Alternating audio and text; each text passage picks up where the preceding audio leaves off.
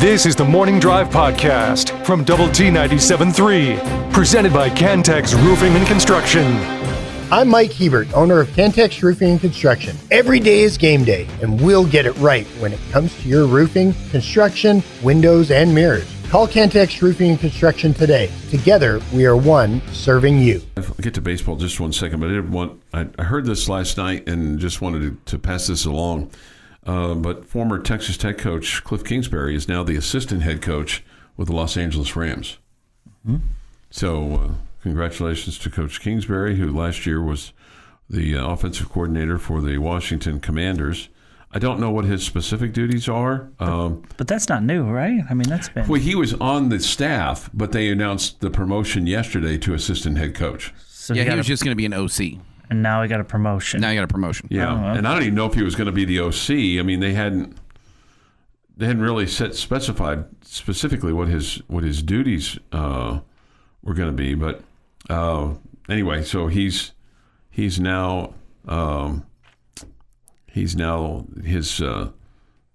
assistant head coach for the Rams. But yeah, you would think that he'd be heavily involved. I wonder what he's done to earn said promotion. Well, or maybe they just wanted they had to get I think they made a lot of moves yesterday with their coaching staff, so maybe they're just trying to get everybody kind of in place and then announced, because they had said he's going to join the staff, but they hadn't specified his duties per se. Former Washington Commander assistant head coach, pass game coordinator Brian Johnson has joined Coach Kingsbury in Los Angeles as a member of the Rams defensive staff, serving as senior offensive assistant. So that must just be a typo there. So he's got to be on the offensive side. Anyway, Coach Kingsbury now with the Rams, but now the assistant head coach. So we'll see. And he and the Rams coach are close and have been. So that's their opportunity to kind of make a little music together and see if they can win a Super Bowl together. All right. Okay. All right. So here's my baseball question for you. First, the broken bat on Sunday I found intriguing. Was that just one of those things, or is that just a bat that's because they've had problems with bats over the years and trying to make them more dynamic, and sometimes they dial them back and sometimes they dial them up. Is it just one of those things? You don't hear commentators say he sawed off that bat, which I guess literally he did because it was an aluminum bat. It just got hit in the right spot, and maybe there was a little bit of a weakness there. Weakness in the bat, yeah, I guess. Yeah. But would you have been suspicious if that had been an opponent? I mean, would you have been a little bit more suspicious about that bat if it had been an opponent? Do you think? No, I think you've seen that happen before. Yeah, I wasn't suspicious of Robin. Okay, right, yeah. Right. Okay, I just thought that was just so weird. Now, if the cap comes off the end, and then you are more suspicious. I got you. That's how you cheat with metal bats or whatever. That's how it's been done, but that wasn't the case. Okay, so the cap is the key at the end of the bat. Mm-hmm. Okay. The other thing that I thought was very interesting that you guys were talking about was the junior college impact of college baseball and just the development that they're getting, which is kind of it used to be that you'd go to a junior college because your grades weren't good enough or you weren't quite good enough, but it's starting to sound like that you're getting a little bit older player, maybe you're not. And what you were talking about is for those schools, and Tech's among them, that don't have the payroll to pay the big money guys, but if you can go get the well-developed junior college guys, that you might really capture some real lightning in the bottle. Yeah, I mean, first and foremost, you're seeing better players at the junior college level because we're in this era where guys have been allowed to stick around for a long time. Mm-hmm. Okay, the Ryan Frees of the world are still on Division I baseball rosters, and he's not the only one. I'm not trying to single him out, but he's the one on the Red Raider team that has played past your normal 4 years of college baseball, right? Mm-hmm. And so with COVID and all that, they're more, we've talked about this before where they're high school kids are looking for opportunity, and you would expect in maybe a different time we're able to come to the Division I level, but those guys are sticking around. And then you also have guys that are sticking around because Their schools are paying them a lot of money to stay in college. Yeah. Okay. So you're not going off to the drafts per se, because they can do better at their college school than going to play minor league baseball. Minor league baseball, right. So you go play another year of college ball. So that means less spots are available. So everybody the talent kind of gets pushed down a little bit. Mm-hmm. So in the lower levels of college baseball, you would imagine that Division II and Division III have probably seen an uptick of talent. And the same goes for the junior college ranks, and maybe the junior college ranks even more, because guys feel like they can go to the junior college ranks. Well, let me correct myself. I was going to say you feel like you can go to the junior college ranks for a year and then go to Division I. You can transfer anytime at this point. Yeah. So guys go to these places and know that their hope is that after a year they can take the next step up, right? So, and it doesn't cost them any eligibility. Right? If they're playing junior college, I guess so. That's fair. Right. It's essentially. But if you're good, you feel like it doesn't matter. 3 years out of high school, I'm going to get drafted and I'm going to go play. Okay. Right? So anyway, there's more quality players down there. So the way college baseball has changed now, where it's not about, and you try to do a part of it, but it's not about bringing in freshmen and developing them for 3 years. It's just that we're in a win now, instant gratification society, and that's the way college sports is, and understandably so. Whatever, we're trying to win right now, and so some schools can go buy players from other schools, right? Other Division I players. Texas Tech is not one of those schools. It's just flush with all this free cash to spend on NIL in their baseball program. And so you're able to get quality guys, really quality players from the junior college ranks that are a little bit older, have experience, are ready to go. And it's not like it used to be. Remember when we used to talk about when JUCO guys would sign with the football team, and you're like, about every other one pans out. Yeah.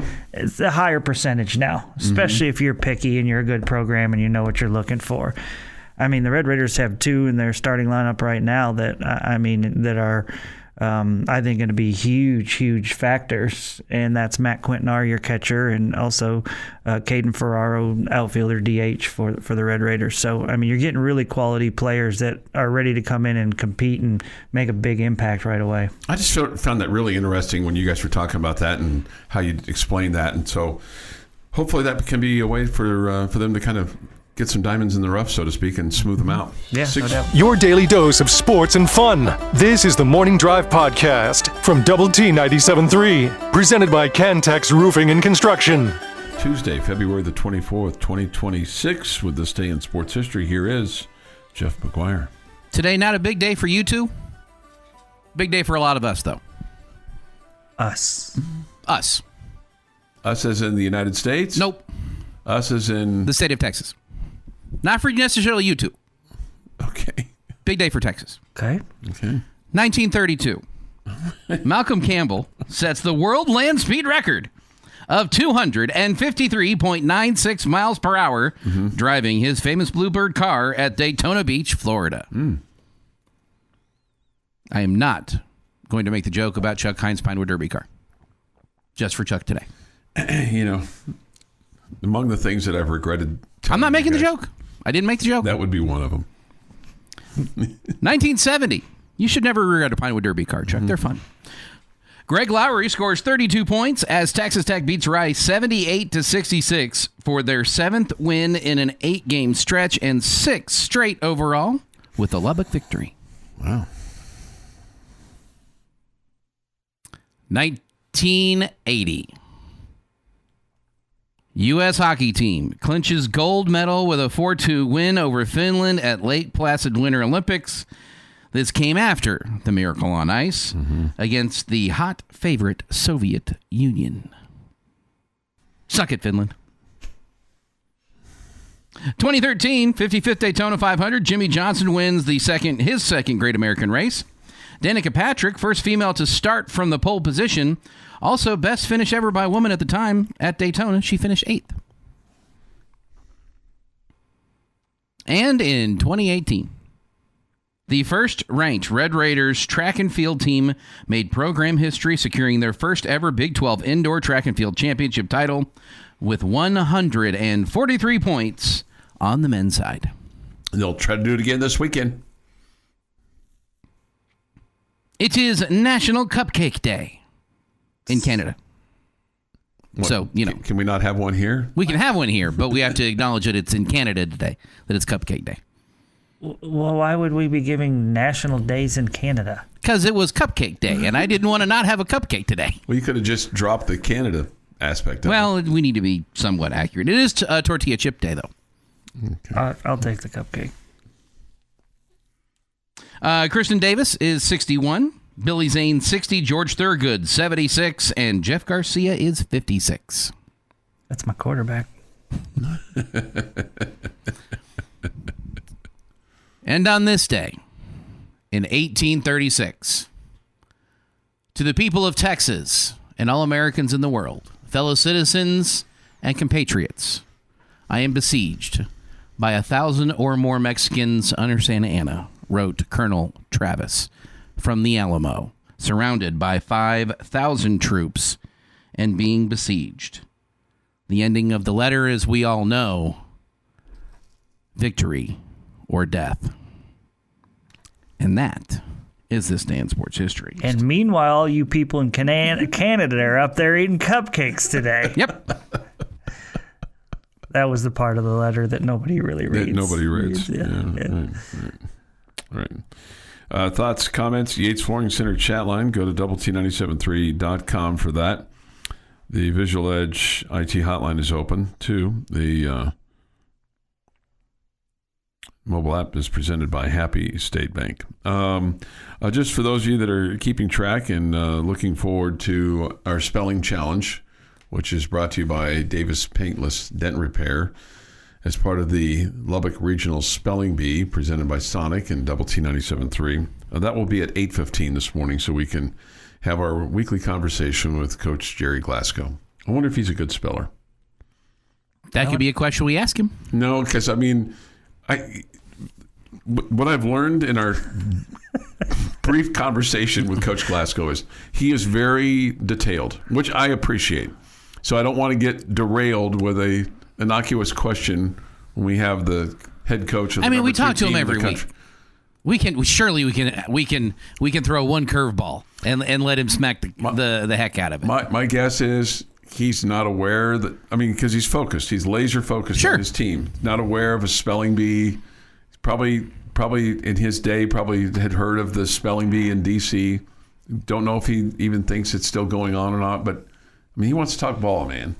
He wants to talk about his team. He wants to talk about his kids. So I don't want us to get too derailed. I realize that's what we do here, though. It's kind of oppo thinking of what normally transpires here, but see if we can kind of stay on the tracks a little bit. Provide good, informative.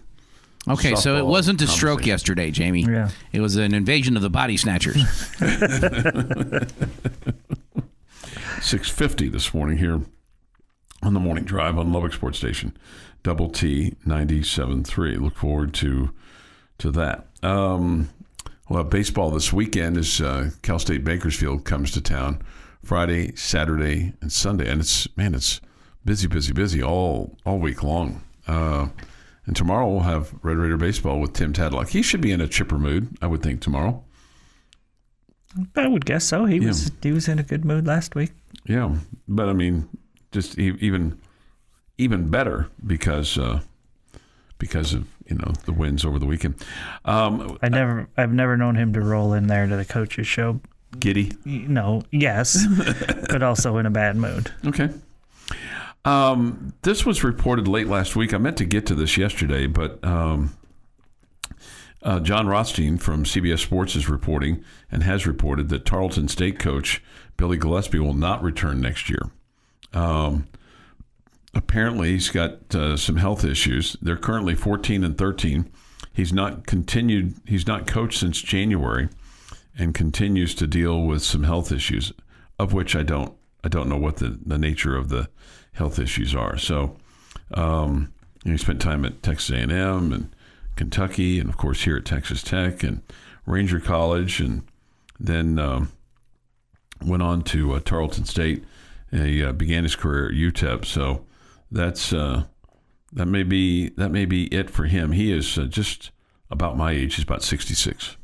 Okay. So that may be an ender for him.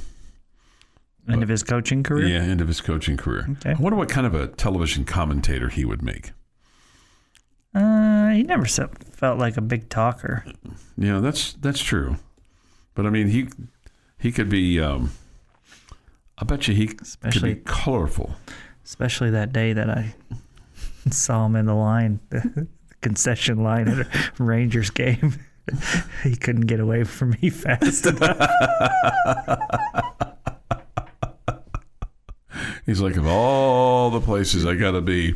Well, you remember, he used to, he was a huge Rangers fan. Yes, he used to give me so much grief about being a Yankees fan. Right, I know. And of course, All in good fun. Right. It was fun. And then, sure enough, after he goes off the reservation there, so to speak, I'm standing in the line of the Rangers-Yankees game, and who's three guys in front of me? And he happened to turn around, and I just said, "Hey, Coach, how you doing?" And he stood there he turned back around. He said, "Hi." He turned back around for about 10 seconds and got on the line and walked away.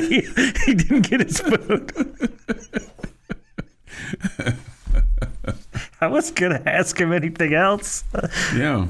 I mean, of all the people to run into, you're the ideal person for him to run into from Lubbock. Sure, I would have just talked baseball with him. Right, and, right. Tell me about you hiding from the administration when you were there trying to fire you, Coach. Yeah, What's it? You're not going to be Geraldo or anything like that. No. Yeah. I don't know. Maybe he thought I was. Maybe the Yankees were winning, and he thought I was going to, brag about it. I don't know. All right, our number one in the books. No collisions. Just kind of meandered our way through it. That's boring. I know, right? We'll see if we can spice it up here next on the Morning Drive. It's Lubbock Sports Station, Double T 97.3. The Morning Drive podcast from Double T 97.3 is presented by Cantex Roofing and Construction. Curious what you learned last weekend with the Mary Nutter Classic and just in terms of being on the road with them and this team as it's kind of come together now, and you're 16-1 on the season, and what stands out to you about them?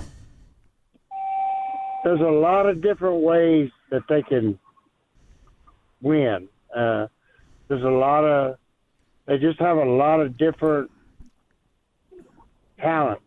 They offensively, there's a lot of different ways to score runs, and then defensively, extremely deep. So the more you see them play, the more you realize the depth of the team. Coach, I know it was just an exhibition contest against Team Japan, but that's obviously a veteran team that's played many, many, many games together. What can you guys take out of playing a game like that with such a good squad? That was a highlight for me. Of course, you want to win. You want to win the game, and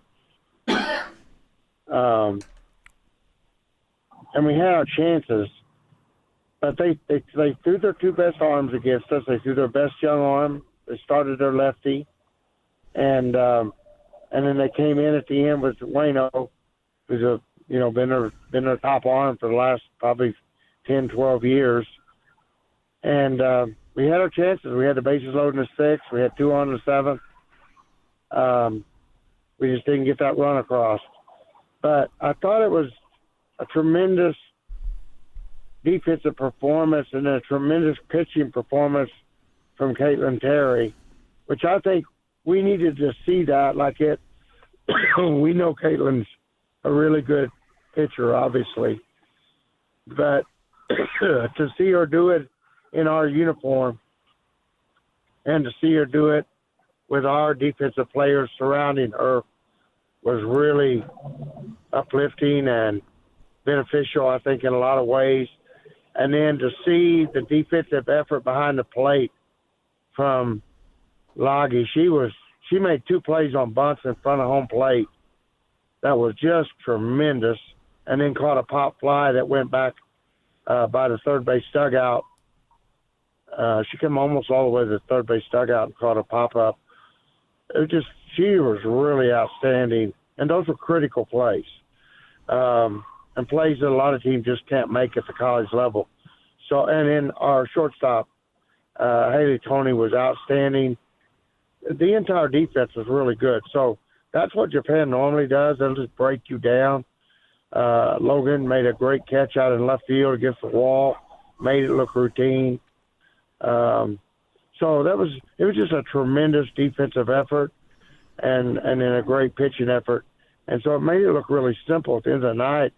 It really was a really quiet 1-0 game, but not easy. I mean, you go to the Olympic Games and you won't see many teams play Japan 1-0. Visiting with Gerry Glasco, the head softball coach at Texas Tech on the Visual Edge IT hotline. Coach, you said that game was really special to you. Why was it special to you?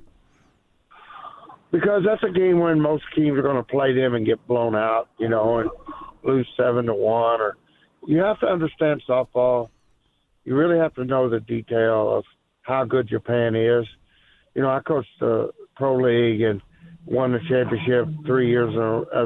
Three straight times I coached the pro team in 2014, 2017, 2019. Won the pro championship each time. And I had the best team in the league in 2017, and we played Japan and got blew out. And we had an all-star roster of top players in America. Probably had 15, 16 All Americans on the roster. And we played Japan and got blew out. So to go in there and play them a 1-0 game in February with a college team that's, 5 weeks into the season, we still got, 10, 11, 12 weeks to get ready for the World Series. I just thought that was tremendous effort from our kids and just speaks volumes of how good this team can be in 3 months down the road. All right, Coach, 17 games in. All of them have been away from home. How excited are you to get back to playing here at home this week? No, I'm so pumped. I mean, I think the stadium's going to be rocking. I hope that the fans realize how good this team is, and I hope they have this stadium packed. This is an enormously talented ball club. It's going to be a really fun weekend, and it's going to be a lot of offense. The pitching is going to be tremendous, and we want to show the home crowd how good this team is. 7:22 this morning here on the morning drive. Any surprises yet, Coach, for you from a player personnel standpoint, where they've been exceptionally better than what you thought they were going to be exceptionally good at? They're more depth, you could just throw any lineup out there and they score runs, and then there's so many defensive options. So I think that we're faster maybe than what I thought we would be. There's a lot of speed. I didn't realize Mia Williams is so fast. I didn't realize Taylor Panel's really fast. Loggy's really fast. So I think the team speed maybe is the thing that I didn't anticipate, just how fast this team is. Caitlin Terry's really fast. So the overall speed of the team would probably be the most surprising thing to me. All right, Coach, that first home game on Thursday will also bring in your first radio broadcast. I know this was something that was a big deal to you. How excited are you that your home games will be on the radio on 92.3 The Hub this year? I am super pumped about the radio because I think to grow the fan base and to really develop a following with a softball program, you need that, because people can't come to every single game, but they can always turn in a radio. And if they're in the car, they're driving home from work, it's just a great way to always have the team available to the fan. And so I think it's the missing piece in our program. I think it's the last thing that we need to really make our softball program become part of a family. So it's a huge thing to me and a very important part that I think a key ingredient to us becoming a top program. Well, we're proud to have him, Coach, and look forward to the broadcast, 4:30 for the pregame, and then 5 o'clock first pitch on 92.3 The Hub. That'll be on Thursday as Texas Tech takes on Abilene Christian. That's the head coach, Gerry Glasco. He'll be with us every Tuesday and visiting with us on the Visual Edge IT hotline. The Morning Drive podcast from Double T 97.3 is presented by Cantex Roofing and Construction. Jamie's question of the day on Double T 97.3 is brought to you by Connecticut of West Texas. All right, so in Saturday's victory for the Red Raiders over Kansas State, you had some guys really step up, which I loved seeing, because when somebody goes down, everybody else kind of needs to pick up their game a little bit to kind of fill it. Okay, I'm going to tell you that I don't think Christian Anderson and Jalen Petty necessarily stepped up. They did what they've always done. Okay, 21 and 10 points for those two. As a matter of fact, feels like Petty scores more than 10 on most occasions. But the other three guys in the starting lineup, I feel like, took a step up. Okay? Lawan Watts scored 19 points. Luke Bamboye had 12 points. Donovan Atwell up to 26 points in that contest.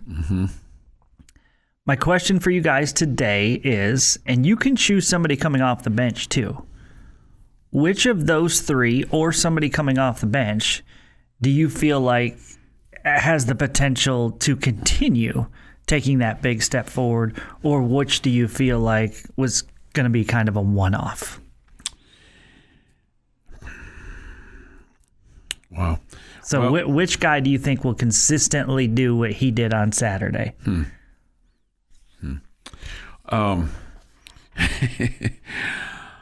I'd really like to think that Luke Bamboye could get into the teens, okay? But I think that Donovan Atwell being in the 20s is more likely. Okay. So I was trying to be funny there. Okay, gotcha. I'm following you now. And when you look at a guy like Donovan Atwell, I mean, he's got 100 threes, right? And so in Big 12 play, he's actually averaging a little bit more than what he did for the regular season, like 13 for the whole season and almost 15 for Big 12 play. So I feel like that he's been contributing, and I feel like if he could just, a couple of more shots made on average per ball game, I mean, that could mean the difference between some wins and losses, especially when you get to the NCAA tournament. But, man, the guy with the biggest upside, I believe, is Luke Bamboye, because it feels like his minutes are increasing, and that they're figuring out how to use him. And so, while I think that Atwell could actually average more points, I think it's Bamboye who will see the biggest increase in average points down the stretch. So I'm going to say Luke. Okay, so you feel like it's not crazy talk to think that he could be around 12 points a game the rest of the year. Yeah. Okay. Yeah. Okay. Jeff? As crazy as this sounds, Donovan Atwell is... I'm not saying that he can't score 26 a game. That doubled, by the way, his season average of 13 per contest. Yeah. He's not going to shoot that well every game. Like, that's the catch. Sure. Are you sure? I mean, isn't he like top 5 in the country in 3-point percentage? He's made 100 threes. But I'm also counting the 8 for 11 from the field. Like, he's 6 of 9 from 3-point range, yeah. I mean, he shot really, really well. Like, he was shooting a BB into an ocean. Like, he's going to hit it like kind of that feel. And that can happen in basketball. I can't rely on that. Where's the BB going when it goes to the ocean? It wet is where it's going, and it was fine. And we were completely happy with it. But for what I would expect going forward, I think Watts is maybe the better answer at 19, and maybe even that going up a little bit as Donovan Atwell's insane shooting comes down to earth a little bit, if that makes sense. Mm-hmm. When Atwell's going crazy, you keep giving Atwell the ball. I don't need the ball anymore. Let him keep shooting it. I think it's going to balance back to Watts. There's a lot of different ways to answer this question. And you could look at it from the stance of, and I didn't ask a specific enough question to keep you from looking at it in different ways, but you could look at it as which guy, excuse me, is going to average a higher amount than his normal total. And I feel like that's the way Chuck answered the question. Mm-hmm. And I think Bam Boye is probably the right answer there because he's only averaging 4.5 per game and he scored 12 the other day. So if you think he's going to be around 12, that's a big jump. Okay. I think Atwell, I worry that Atwell is not going to be able to get as many open looks just because JT drew so many doubles. And I know he was 6 for 9 the other day, but again, I don't have a lot of confidence in Kansas State as a basketball team. I do think Lawan Watts is going to have the ball in his hands more. I do think Lawan Watts on Saturday looked like a guy that had been challenged by his head coach. I feel like Lawan had been playing very timid before the injury. I think he's really talented, and he just looked like he felt like almost like he was still trying to figure out where his place was in that offense. And on Saturday, he looked like a different guy. And I'm sure I would guess that's part of the coaching that comes from Coach McCaslin and saying, hey, we need you to be more aggressive. We need you to take charge a little bit more. We need you to be a bigger factor. And so I think I'm with Jeff, and my answer is Lawan Watts. Like I said, I think you can answer this a bunch of different ways. I think Bam Boye will have the biggest bump in his per-game average, but I think Watts is the guy that I think he scored 19 the other night. I think he has the most potential to be around that number. I don't know that I think Bam Boye is going to score 12 every night for you, okay?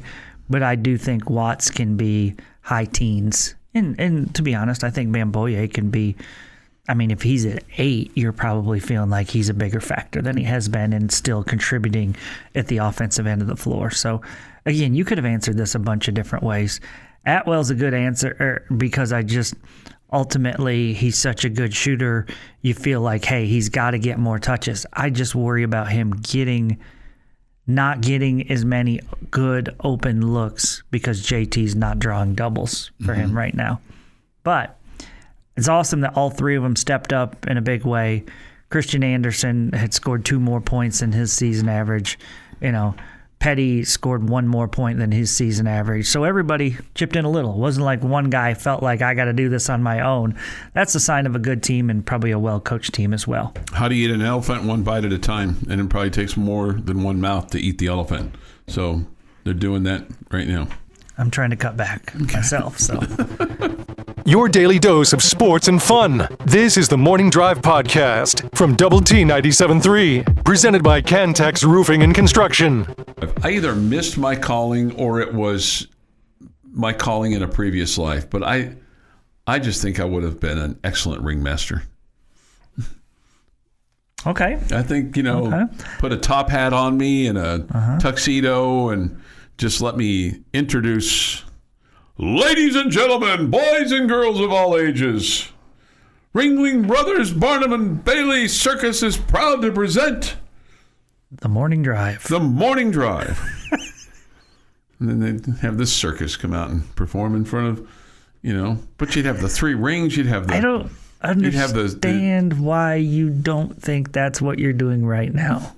You are the ringmaster of this circus right here. We call the Morning Drive. I got that. But I don't understand. But like under a tent or in a coliseum or I tell you what, we have a rule here that says when you're on camera, you don't wear a hat. I'm going to tell you today that you are allowed to wear a top hat every show that you would like.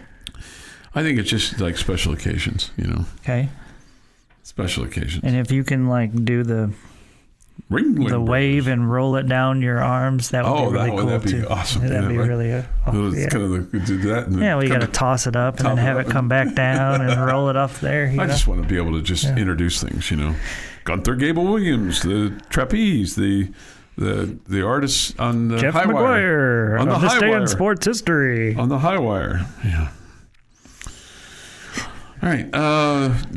Double T 97.3 and Davis Paintless Dent Repair proud to present the Spelling Bee Challenge as part of the now 74th annual Double T 97.3 Lubbock Regional Spelling Bee, brought to you by Sonic Drive-In.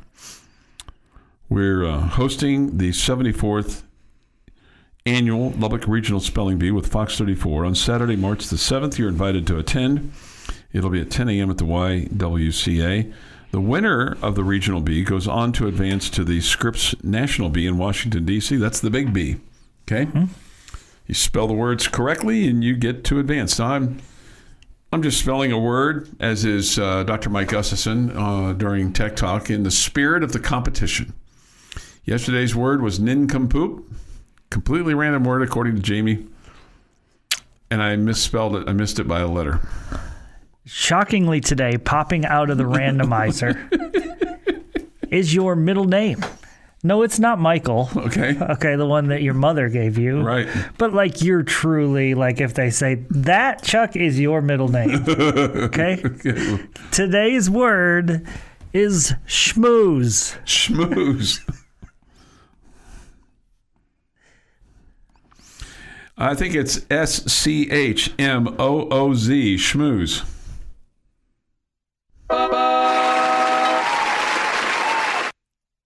The spelling I have has it with an E at the end.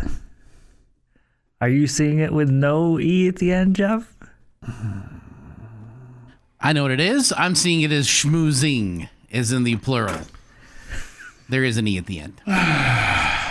Definitely an E. So close, 2 days in a row. Morning track power. Give me the buzz. No, this one's for me. I get the buzz. I'm 0 for 2. No, you don't get the buzz. I get the prices wrong. That one's on me. Sorry, Chuck. I was so close. You were so close. I mean, off the bat, I thought it was out of here. When he got the Z, I got super excited. The wind knocked it down. I mean, the wind knocked it down. Just morning track power, dude. Yeah. Had a chance, but yeah.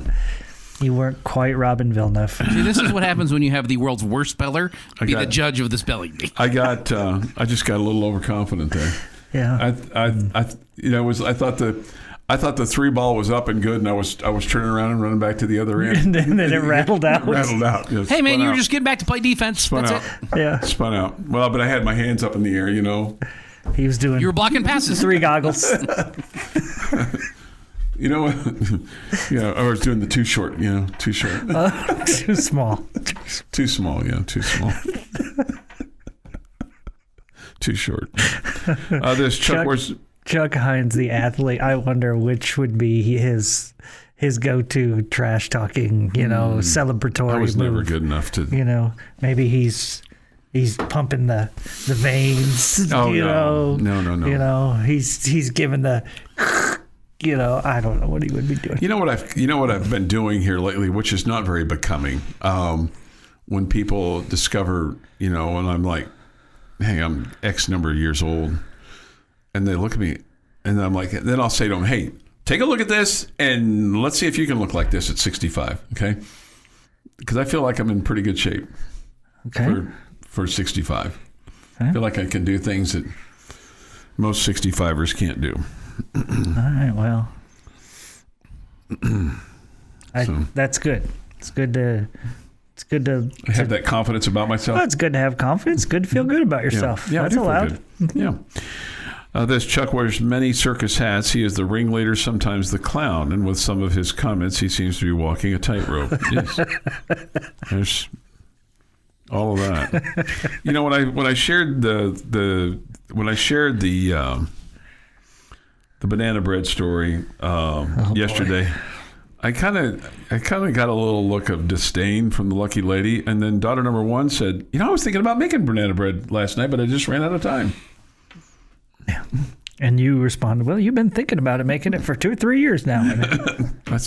Could we do more than think about it? When I saw what was going on, and I'm like, I probably should back off of this one a little bit. My brother and I participated in the Lubbock Regional Bee 6 years in a row back in the 60s as the winner of the Terry County Bee. never won in Lubbock. I got 5th once out of about 25 county winners. That's from Carl, wherever. That's pretty good, Carl. Carl, thank you.